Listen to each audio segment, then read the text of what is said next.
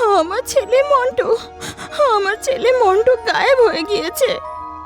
আরে শের সিং যা বলেছিল আমি তো তাই করলাম, তবুও কি করে আমার ছেলেটা গায়েব হলো? ড্রিমল্যান্ড জঙ্গলে আজ সবাই ভীষণ ভয়ে। যাকেই দেখো আজ ভয়ের কারণে মুখের রং বদলে গিয়েছে। গত কয়েকদিন ধরে গ্রামের পশু পাখি সবাই এক এক করে গায়েব হয়ে যাচ্ছে। আর সকালে তো চুনমুন পাখির একটা ছেলে গায়েব হলো। ওই বেচারি তো নিজের বাসার পাশে বসে চোখের জল ফেলছে।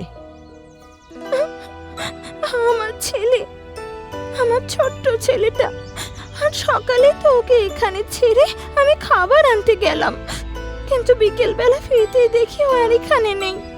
কোথায় গেল আমার ছেলেটা? ও তো এখনো উঠতেও পারে না। জঙ্গলের বাকি পশুরা ওকে সান্ত্বনা দিতে আসে, কিন্তু কোনো মায়ের যদি বাচ্চা হারিয়ে যায় তার দুঃখ শুধু একমাত্র সেই বোঝে, কারণ মা তো মাই হয়। পিন্টু বাঁদর, যে চুনমুন পাখির সব থেকে ভালো বন্ধু ছিল, সে ওর চোখের জল মুছতে মুছতে ওকে বলে, চুনমুন, তুই কেন কাঁদছিস? তুই এত চিন্তা কেন করছিস? আমরা তো সবাই আছি, আমরা খুঁজবো তো। পিন্টু, আমি একটা মা, আমার বলা এটা উচিত নয়, কিন্তু গত কয়েকদিন ধরে যতগুলো পশু গায়েব হয়েছে তারা কেউ ফেরত আসেনি। কত তো খোঁজা হলো, কিন্তু এক ফোঁটা পাওয়া গেল না। এটা বলে চুনমুন আবার কাঁদতে লাগে। লাকি হাতি হোক বা টিঙ্কু সারস, ঢিঁচু গাধা হোক বা চেতক ঘোড়া, সবার চোখে জল ছিল। আরে কয়েকদিন আগেই তো ওরা সবাই মিলে চুনমুনের ছেলের বার্থডে পালন করলো। কত খুশি না ছিল সবাই, কিন্তু আজকে যেন সব শেষ হয়ে গেল। এই আমাদের জঙ্গলে কার নজর পড়েছে ভাই? কত খুশিতে থাকতাম আমরা এখানে। কি বলবো ঢেঁচু ভাই, আমার তো হেভি চিন্তা হচ্ছে আমাদের জঙ্গলের আর এখানকার পরিবেশের। এরম ভাবে যদি সবাই উধাও হয়ে যায় তাহলে তো জঙ্গল পুরো ফাঁকাই হয়ে যাবে। এটা বলতে বলতে টিঙ্গু সারসেরও চোখে জল আসে। আবার পরের দিনের শুরু লাকি হাতির ঘরের সামনে কান্না দিয়ে হলো। ওর ছেলে ডাব্বু গায়েব হয়ে গিয়েছে। ডাব্বু, আমার ছেলে ডাব্বু, তুই কোথায় চলে গেলি রে বাবা? কোথায় গেলি? হে প্রভু, এসব কি হচ্ছে? জঙ্গলে তো সবাই উধাও হয়ে যাচ্ছে। জঙ্গলে তারপর সব পশুদের মিটিং ডাকা হয়। ড্রিমল্যান্ড জঙ্গলের রাজা শের সিংও এইসব ঘটনায় খুবই বিচলিত হয়েছিল। সেও চাইছিল যেন ড্রিমল্যান্ড জঙ্গল থেকে এই আপদ বিদায় হয়, কিন্তু ও কিছুই বুঝে উঠতে পারছিল না কি বা করবে এই জিনিসে। আর শেষমেশ ও একটা সিদ্ধান্ত নেয়। প্রিয় বন্ধুরা, একটা সমস্যায় আমরা ভুগছি। আমাদের শত্রু, মানে জঙ্গলের পরিবেশকে খারাপ করে থাকা সে, তাকে আমরা কেউ চিনি না। তাই ওর মোকাবেলা কি করে করব? আমরা তো কিচ্ছুই জানি না। তাহলে কি করব শের সিং? এইভাবে কি আমাদের জঙ্গল নষ্ট হয়ে যাবে? এই ড্রিমল্যান্ডকে কি সুন্দরভাবে সাজিয়েছিলাম, এখন কি করব আমরা, কি করব? এটা বলে লাকি হাতি জোরে জোরে কাঁদতে লাগলো। লাকি ভাই, ধৈর্য ধরো, ধৈর্য ধরো। আর সেই দিন থেকে শের সিং ড্রিমল্যান্ড জঙ্গলের জন্য একটা নিয়ম বানায় যাতে পশুদের রক্ষা করা যায়। আমার প্রিয় বন্ধুরা, আমার কাছে এখন একটা উপায় আছে। তোমরা কেউ বাড়ি থেকে রাখুন বেরিও না। আমি জানি যে খাবারের জন্যে তোমাদের বাড়ি থেকে বাইরে বেরোতেই হবে। তাই যখনই তোমরা বেরোবে একসাথে গ্রুপে তোমরা বেরিও, কেউ যেন একলা বেরিও না। শের সিংয়ের এই সিদ্ধান্তে বেশিরভাগ পশু খুশি ছিল না, কিন্তু কোনো উপায়ও ছিল না। শেষমেশ এই সিদ্ধান্ত মানতেই হয়। আর সেই দিন থেকে ড্রিমল্যান্ড জঙ্গল পশু পাখি থাকা সত্ত্বেও যেন নিস্তব্ধ হয়ে যায়। না কোনো পশুর ডাক, না পাখির গান। যদি প্রয়োজন হতো তাহলে পশুরা বেরোতো, কিন্তু একটা গ্রুপে। কয়েকদিন পরের ঘটনা। রাতের বেলা ছিল। মন্টু হরিণ ঘরে শুয়েছিল, আর ঘরের দরজায় একটা ঠকঠক হয়। মন্টু, এই মন্টু, দরজা খোল না বাবা, দরজাটা খোল একটু। মন্টুর তো প্রথমে মনে হয় ও যেন কোনো স্বপ্ন দেখছে, কিন্তু যখন ওর চোখ খোলে ওর মনে হয় ওর মা ওকে ডাকছে। আরে, এ তো মায়ের আওয়াজ। মা কখন বাইরে গেল? আর ও বুঝতে পারছিল না যে ওর মা বাইরে কখন গেল। ভয় তো ওর ভীষণ করছিল। আরও আস্তে আস্তে উঠে দরজার কাছে গেল আর ভেতর থেকে ডাক দিল, মা, তুমি বাইরে কখন গেলে?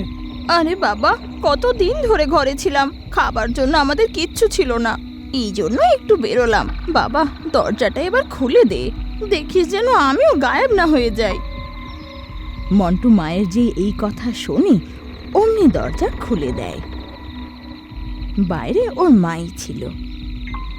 তাড়াতাড়ি দরজাটা বন্ধ কর বাবা। মন্টু দরজা বন্ধ করে দেয়। আর পরের দিন সকালও কান্না দিয়ে শুরু হয়। আর এই কান্না ছিল মন্টুর মায়ের। আমার ছেলে মন্টু গায়েব হয়ে গিয়েছে। আরে, শের সিং যা বলেছিল আমি তো তাই করলাম, তবুও কি করে আমার ছেলেটা গায়েব হলো। এই ঘটনার দুদিন পরেই হানি গন্ডার গায়েব হয়ে যায়। আর শের সিং আবার জঙ্গলে বৈঠক ডাকে। শের সিং যে উপায় বলেছিল তারপরেও তো জানোয়ার গায়েব হচ্ছে, আর এটা খুব চিন্তার ব্যাপার। এখন শের সিং জঙ্গলের পশুদের কি বা বলবে, ও নিজেও খুব চিন্তায় আছে। তখনই সেখানে দৌড়ে দৌড়ে কালো হাঁস আসে, আর ও যা বলল তা শুনে সবার লোম খাড়া হয়ে গেল। শের সিং, আমি জেনে গেছি যে জঙ্গলের জানোয়াররা কোথায় উধাও হয়ে যাচ্ছে। আমি খোঁজ নিয়েছি। কালো হাঁস একটা জাদুকর ছিল, কিন্তু ও নিজের জাদুর কোনদিন খারাপ প্রয়োগ করেনি, বরং নিজের জাদু দিয়ে সবার সাহায্যই করত। কিন্তু ঠিক দুদিন আগেরই ঘটনা। কালো হাঁস নিজের জাদুর বই খুঁজছিল, কিন্তু কোথাও পাচ্ছিল না। আমার জাদুর বই কোথায় চলে গেল? এইখানে তো রেখেছিলাম। কালো হাঁস নিজের চমৎকারী বই খোঁজার অনেক চেষ্টা করে, কিন্তু কোথাও পায় না। তাই ও খুব চিন্তায় পড়ে যায়। তারপর নিজের জাদুই বই খুঁজে পাওয়ার জন্য নিজের ঘরে রাখা জাদুই কাঁচকে বলে, জাদুর কাজ, আমাকে এটা বল, আমার জাদুর বই কোথায় গেল? কিছুক্ষণের মধ্যেই জাদুই আয়না দিয়ে ধুয়ো বেরোয়। তারপর স্পষ্ট সব কিছু দেখতে পায়। জাদুই আয়না দেখায় যে কি করে মোগ্যাম্বো সাপ ওর ঘরে ঢুকে সেই জাদুকর বই চুরি করে নেয়। শের সিং, মোগ্যাম্বো অজগর জাদু বইটা নিয়ে নিয়েছে। ও জাদুর বই মন্ত্রটাকে ব্যবহার করেছে যাতে তুমি যেই প্রাণীর রূপ নিতে চাও সে তুমি নিতেও পারবে। ওই মোগ্যাম্বো অজগরকে আমি ছাড়বো না, ওকে মেরে চাটনি বানিয়ে দেব। কিন্তু কালো হাঁস, ও এরকম কেন করছে? আর সব প্রাণীদেরকে মেরে দিয়েছে ও? না, ও এখনো মারেনি, কিন্তু কাল ও সবাইকে মেরে ফেলতে পারে, কারণ কাল অমাবস্যা। ও এরকম করার পরে সব জঙ্গলের রাজা চিরকালের জন্য হবে। ওর আমি প্রাণ নিয়ে নেব। অমাবস্যা কাল আছে, আমি আজকে ওর কাছে যাব। শের সিং তখন সব পশুদের নিয়ে সেই গুহার কাছে পৌঁছায়। শের সিং, কিছুভাবে ওই বইটা ওর থেকে নিতে হবে, কারণ সেটা ছাড়াও শক্তিহীন আর কিচ্ছু করতে পারবে না। সে ঠিক আছে, কিন্তু ওটা আনবে কে? যদি কোনো জানোয়ার ভেতরে যায় ও তাকে দেখে ফেলবে। ওর কথা শুনে কালো হাঁস নিজের চোখ বন্ধ করে আর একটা মন্ত্র পড়ে। দুইয়ের সাথে এক জুড়লে হয়ে যায় তিন। সামনে আয় জাদুই বিন। তখনই হঠাৎ চমৎকারী একটা বিন প্রকট হয়, আর সেটাকে হাতে নিয়ে কালো হাঁস বলে, শের সিং, এটা কোনো সাধারণ বিন নয়, এটা জাদুই। এটা যদি কেউ বাজায়, শক্তিশালী সাপও তার সামনে নাচা আরম্ভ করবে, কেউ ছাড়া পাবে না। কিন্তু যে শক্তিশালী সেই বাজাবে। আপনি রাজা, আপনি এটা বাজান। তো শের সিং কালো হাঁস থেকে সেই বিন নেয়, তারপর সেটাকে বাজাতে শুরু করে। আর কিছুক্ষণের মধ্যেই নাচতে নাচতে মোগাম্বো সাপ বেরিয়ে আসে। ওকে দেখে সব পশুরা লুকিয়ে পড়ে। যেই ও পুরোপুরি বেরিয়ে আসে, অমনি কালো হাঁস ওর গুহায় ঢোকে আর নিজের বইয়ের সাথে সাথে জঙ্গলের সব গায়েব হওয়া পশুদেরও ফিরিয়ে নিয়ে আসে। আর তারপর শের সিং বিন বাজানো বন্ধ করে দেয় আর মোগাম্বো অজগরের গলা টিপে ধরে। ছাড়, ছাড় আমাকে। শের সিং, তুই চিনিস না আমি অনেক শক্তিশালী। তোকে জাদু দিয়ে পিঁপড়ে বানিয়ে দেবস। ওর কথা শুনে জঙ্গলের পশুরা জোরে জোরে হাসতে লাগে। মোগাম্বো অজগর দেখে যে ও যাদেরকে বন্দি বানিয়ে রেখেছিল তারাও এখন মুক্ত হয়ে গেছে। এটা দেখে ও রেগে যায়। কে এদেরকে কে বার করেছে? দাঁড়াও, সবাইকে মজা দেখাচ্ছি। যে বইটা পেয়ে এসব করছিলিস, সেটা আমার কাছে। আমার বই ফিরিয়ে দে আমাকে, না হলে আমি তোকে ছাড়বো না। তোকে আমরা ছাড়বো না, মেরে মেরে পাঁপড় বানিয়ে দেব। তারপর তো শের সিং ওকে খুব মারে। আরে মরে গেলাম রে, ছাড় রে। আরে মরে গেলাম, মেরে ফেলবি নাকি রে? ছেড়ে দে এবারের জন্যে, ক্ষমা করে দে আমাকে। শের সিং ওকে এত মারে যে ওর অবস্থা খারাপ হয়ে যায়। আর মোগাম্বো সবার পায়ের কাছে ক্ষমা চেয়ে চেয়ে প্রাণ ভিক্ষা চাইতে লাগে। এবার পশুদের ওর ওপর দয়া আসে, ওরা ওকে ক্ষমা তো করে, কিন্তু পরিষ্কারভাবে বলে দেয়, আজকের পরে ড্রিমল্যান্ডে যদি তোকে আরেকবার আমি দেখেছি, এইখান থেকে সরিয়ে দেব। আরে ড্রিমল্যান্ড কেন, কোনো ল্যান্ডেই আমি থাকবো না। আমি হিমালয়ে চলে যাব রে। এটা বলে ও তক্ষুনি ওখান থেকে পালিয়ে যায়। আর সব পশুরা আবার খুশি খুশি থাকতে লাগে। তুমি বাচ্চাই রয়ে গেলে, শুধু খাবার ব্যাপারেই ভাবো। আরে পোকাগুলো তো একদিনেই খেয়ে শেষ করে দেব, কিন্তু বেঁচে থাকার জন্যে ফসল তো চাই না, যাতে আমরা বৃষ্টির সময় আরামে বসে খেতে পারি। ঝিলমিল আর কুমকুম পাখি দুজনে আপন বোন ছিল। ঝিলমিল ভীষণ পরিশ্রমী ছিল, কিন্তু কুমকুম ল্যাদখোর ছিল। দুজনে একদিন গাছের শাখায় বসেছিল। কুমকুম, আমি ভাবছিলাম আমাদের কিছু চাষ করা উচিত, যাতে আমাদের সংসার চলতে পারে আর আমাদের খাবার খুঁজে যেতেও না হয়। বোন, তুই ঠিক বলছিস, কিন্তু আমরা কি জিনিসের চাষ করব? আমরা তো চাষ করতে জানি না, তাহলে আমরা চাষ করব কিভাবে? তুই এটার চিন্তা করিস না, আমরা ঈগল কাকুর কাছে গিয়ে জিজ্ঞেস করে নেব, সে ভালো চাষ করতে পারে। তুই একদম ঠিক বলছিস, চল ঈগল কাকুর কাছে যাই। দুজনে উড়ে হারিয়া ঈগল কাকুর কাছে চলে যায়। হারিয়া নিজের কাজে ব্যস্ত ছিল। ঈগল কাকু, তুমি কি করছো? আরে কিছু না, শুধু জমিতে কাজ করছিলাম।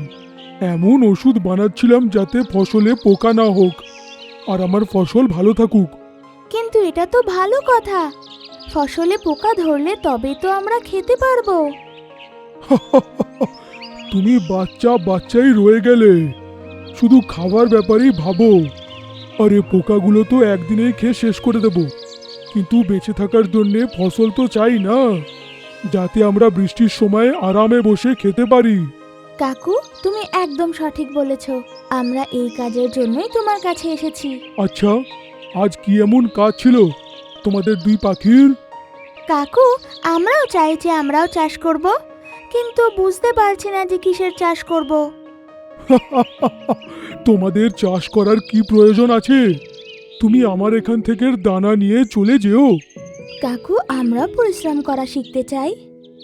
তাহলে এক কাজ করো, আমার কাছে মটরের বীজ আছে, তুমি মটরের চাষ করে নাও।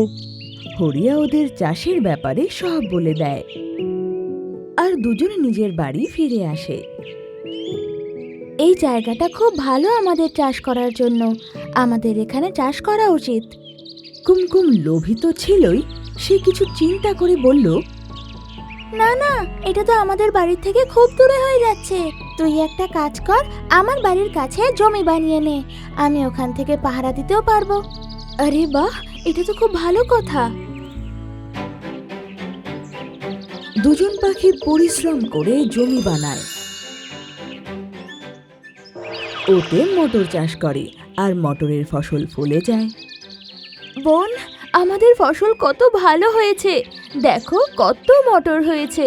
এখন আর আমাদের খাবার খুঁজতে কোথাও যেতে হবে না। আর মটর পাকতেই আমরা মটরগুলো ভাগ করে নেব। তুই ঠিক বলছিস, মটর পাকার পর আমরা মটর ভাগ করে নেব। দুইজন রাতে নিজে নিজের ঘরে ঘুমোতে যায়, কিন্তু কুমকুম ভাবে, যদি মটর ভাগ হয় তাহলে আমরা সমান সমান পাবো। এক কাজ করি, আমি ঝিলমিলের কাছ থেকে লুকিয়ে কিছু মটর আগের থেকে নিজের বাসায় এনে রেখে দিই। ও এটা ভেবে জমির কাছে যায় আর রাতে কাঁচা মটর উঠিয়ে নিয়ে বাড়িতে এনে রেখে দেয়। আর সারা রাত ও এটাই করতে থাকে, যার কারণে অনেকগুলো মটরের দানা একত্রিত হয়ে যায়। পরের দিন, এই আমাদের কষ্টের ফসল কে নষ্ট করেছে? আমার মনে হচ্ছে কেউ আমাদের মটর চুরি করেছে। বোন, হবে কোনো হিংসুক শয়তান। তুই এত না মন খারাপ করিস না, যার ভাগ্যে ছিল সে নিয়ে গেছে। কিছুদিন পর দুই পাখি জমিতে যায়। এখন মটর পেকে গেছে, চলো ভাগ করে নেওয়া উচিত। হ্যাঁ, তুই ঠিক বলছিস। দুজন মটরের দানা ভাগ করে নেয় আর নিজেদের নিজেদের বাসায় রেখে দেয়। ঝিলমিল নিজের বাসায় এসে বলে, কত কষ্ট করে আমরা মটর চাষ করেছিলাম, কিন্তু না জানে কেউ চুরি করে নিয়েছে। ছাড়ো, যাই হোক, আমি যতটা মটর পেয়েছি সেটাই আমার জন্য অনেক। ওদিকে কুমকুম বাসায় বসে ভাবে, আমি ঝিলমিলকে বোকা বানিয়ে দিলাম, আর সব থেকে বেশি মটর আমার কাছেই আছে। এখন আমাকে সারা বছর পরিশ্রম করার দরকার হবে না। আর ঘুমিয়ে পড়ে।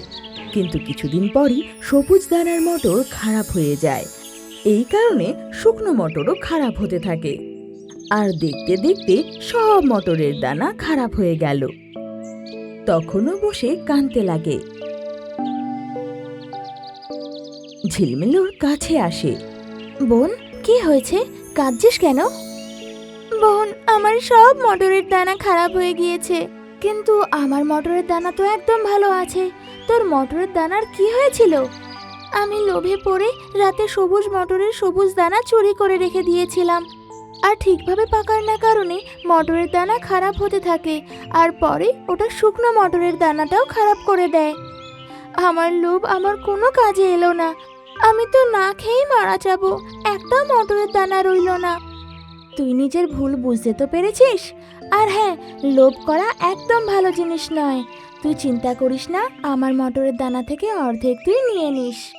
বোন, আমি তোর সাথে প্রতারণা করলাম, কিন্তু তাও তুই আমার এত সাহায্য করলি, তোকে অসংখ্য অসংখ্য ধন্যবাদ। কোনো ব্যাপার না, শেষমেশ তোর লোভ শেষ তো হয়েছে, আমরা আবার চাষ করে নেব। আর দুই পাখি হাসতে হাসতে একে অপরকে জড়িয়ে ধরে।